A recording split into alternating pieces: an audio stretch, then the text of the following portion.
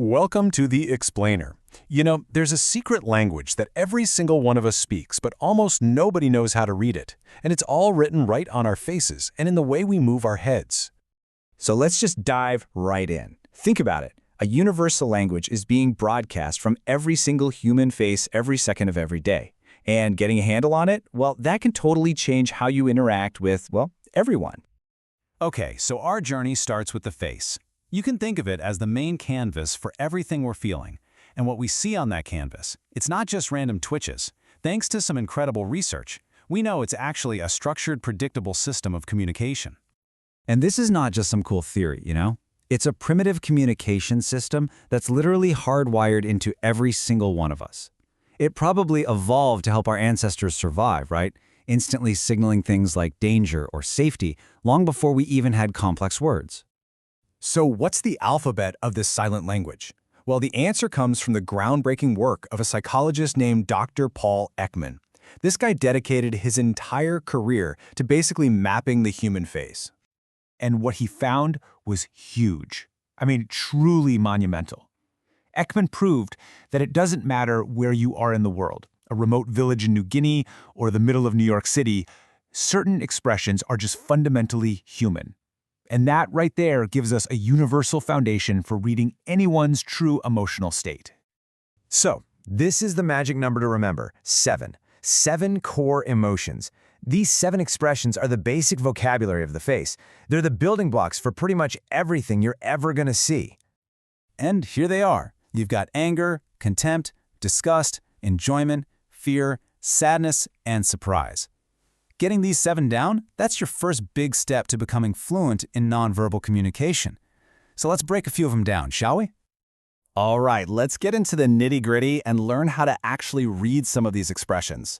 We're going to focus on the specific involuntary muscle movements that totally give them away. And we'll start with one that seems super obvious, but is actually misunderstood a lot of the time. First up, surprise.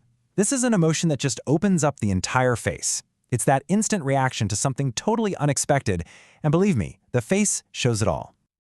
Okay, now what's really cool here is how all 3 of these things work together. See? The eyebrows shoot up and curve. The eyes go wide open, so you see more of the white, and the jaw just drops, parting the lips. It's a totally unmistakable signal. Okay, next up, let's look at anger.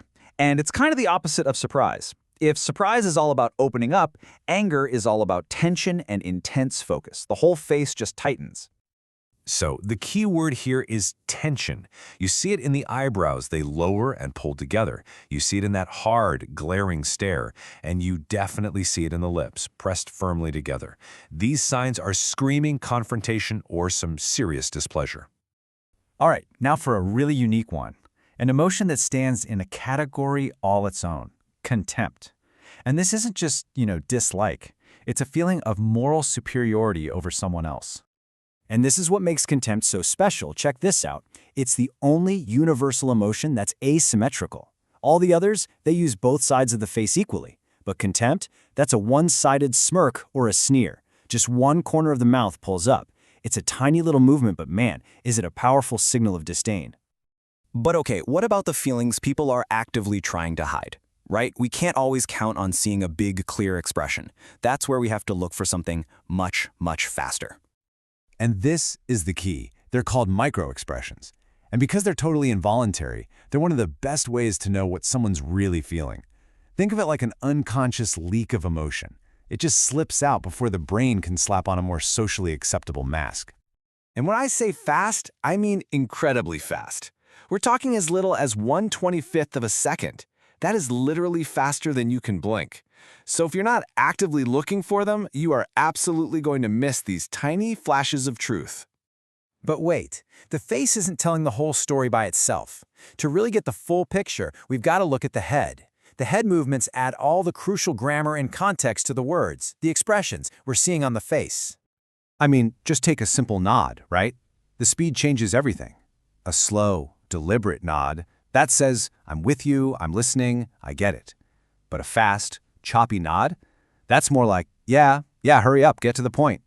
The intent is completely different.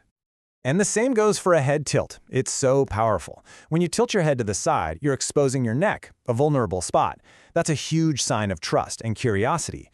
But tilting your head back and looking down your nose at someone, whoa, that creates distance. It's a classic move to show superiority or arrogance.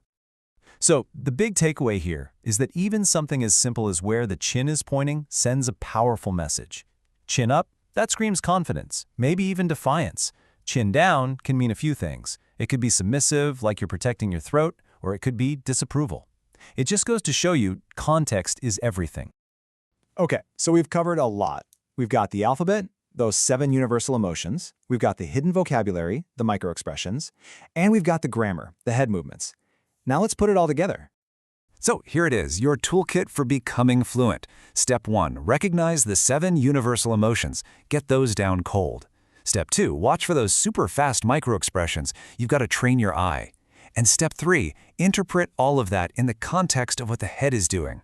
When you combine all 3, you stop just seeing expressions and you start truly understanding the person. And that's why this matters, right? The world around you is constantly communicating on a level that has nothing to do with words. So now that you know the language, what are you going to start to see? Go out and observe. You'll be amazed at what's really being said.